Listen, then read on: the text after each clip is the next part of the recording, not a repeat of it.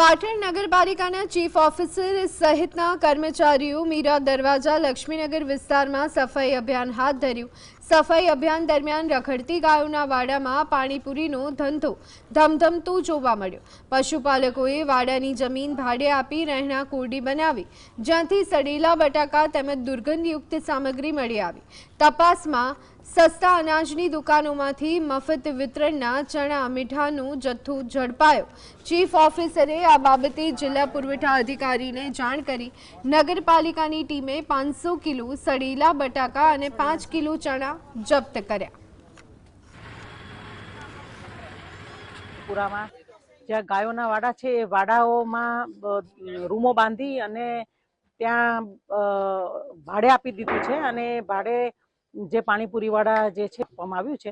ખરેખર તો જ્યાં ગાયોને બાંધવાની જગ્યાઓ છે એ ગાયોને બાંધવાની જગ્યાએ રૂમો બનાવીને ભાડે આપી દીધી છે, એટલે શહેરમાં ગાયો રખડે છે એ આજે જાણવા મળ્યું। એટલે હવે આ જે ગાય માલિકો અને વાડા માલિકો છે તેની સામે કાયદેસરની કાર્યવાહી નગરપાલિકા કરશે।